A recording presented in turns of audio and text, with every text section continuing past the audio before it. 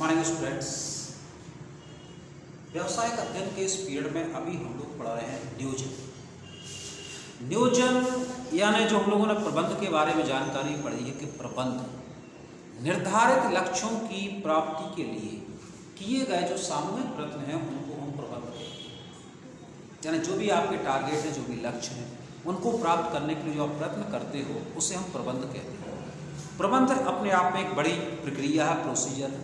इस प्रोसीजर को में हमें कई प्रकार के स्टेप उठाना पड़ते हैं, जिनमें से सबसे पहला प्रबंध का महत्वपूर्ण कार्य अभी हम लोग अध्ययन कर रहे हैं नियोजन।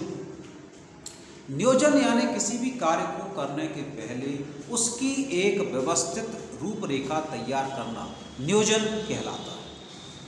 तो ये जो नियोजन है इसके अंतर्गत हम लोग आज देखेंगे योजनाओं का निर्माण, कि यदि आप निर्धारित लक्ष्य प्राप्त करने के लिए जो योजना बना रहे हो, जो प्लानिंग कर रहे हो, उसका निर्माण आप कैसे करोगे।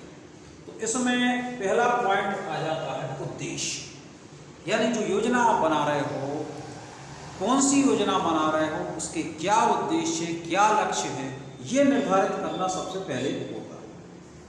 तो उद्देश्य या लक्ष्य से हमारा आशय उन समस्त क्रियाओं से होता है जो किसी भी कार्य, किसी भी लक्ष्य को प्राप्त करने के लिए की जाती है। यानी यदि आप कोई कार्य कर रहे हो, कोई क्रियाएं कर रहे हो, तो उसका एक उद्देश्य होना चाहिए, एक लक्ष्य होना चाहिए।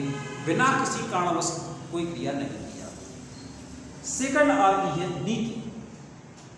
तो जो रणनीति या अपन नीति कहते हैं, नीति वास्तव में वे योजनाएं हैं, यानी जो आपने उद्देश्य बनाए हैं, जो लक्ष्य बनाए हैं, इनको आप कैसे प्राप्त करोगे। यानी उद्देश्य प्राप्त करने के लिए जो प्रयास किए जाते हैं उनको हम नीति या रणनीति कहते हैं। तो आज इस अध्याय का हम लोग एक महत्वपूर्ण थ्योरिकल क्वेश्चन देख रहे हैं, वह है उद्देश्य और नीतियों में अंतर। तो उद्देश्य में और नीति में पहला अंतर जो आ जाता है वह है अर्थ। उद्देश्य यानी वो टारगेट है, वो लक्ष्य है जिनको प्राप्त किया जाना, जबकि नीति जो है उद्देश्य प्राप्ति का साधन होती है। यानी उद्देश्य आप कैसे प्राप्त करेंगे यह नीति के अंतर्गत तय किया जाता है। सेकंड आ जाता है क्षेत्र।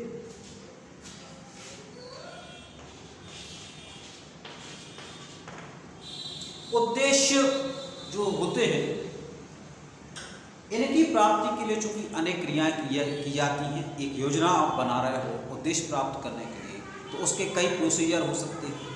तो इसलिए जो उद्देश्य होते हैं इनका क्षेत्र काफ़ी विस्तृत होता है, जबकि जो नीतियाँ होती हैं, नीतियों का काम केवल एक मार्गदर्शन का है कि आप उद्देश्य बनाने के लिए किस प्रकार की योजना बनाओगे। नीतियाँ केवल उसका एक मार्गदर्शन करती हैं।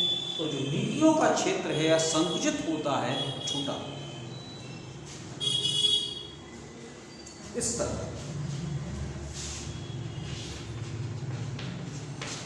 उद्देश्य जो कि है यानी एक महत्वपूर्ण कार्य है, तो यह जो संस्था का शीर्ष प्रबंध होता है, उच्च प्रबंध होता है, उनके द्वारा जो उद्देश्य या लक्ष्य निर्धारित किए जाते हैं। जबकि नीतियाँ जो है यह संस्था के सभी स्तर, चाहे उच्च स्तर हो, मध्यम स्तर हो, निम्न स्तर हो, यानी जितने भी संस्था के स्तर होते हैं सभी पर लक्ष्य प्राप्त करने के लिए रणनीतियाँ बनाई जाती हैं।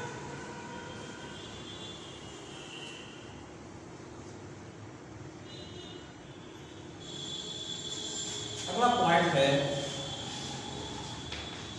कार्य की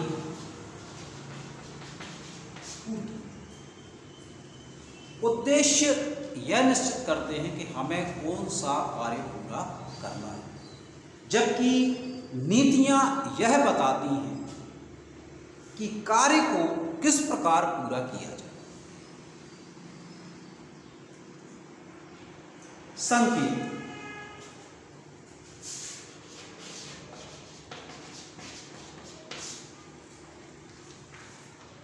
उद्देश्य जो है स्थान का संकेत देते हैं कि लक्ष्य प्राप्त करने के लिए कौन सा स्थान रहेगा, कैसे अपन उसको निश्चित करेंगे।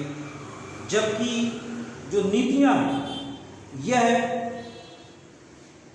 स्थान के मार्ग के लिए संकेत देती हैं कि जो उद्देश्य प्राप्त करने के लिए आप स्थान चुन रहे हो तो उसके लिए आप कौन सा मार्ग चुनोगे। इसी तरीके की योजनाओं के निर्माण में एक महत्वपूर्ण चीज है बजट।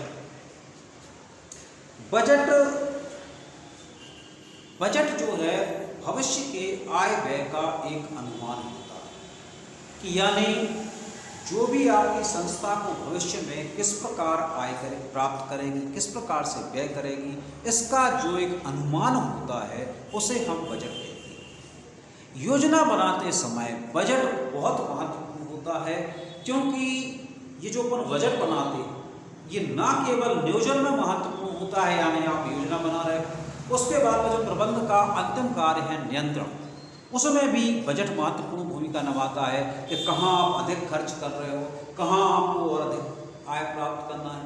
तो योजना निर्माण के अंतर्गत जो महत्वपूर्ण चीज आ जाती है बजट।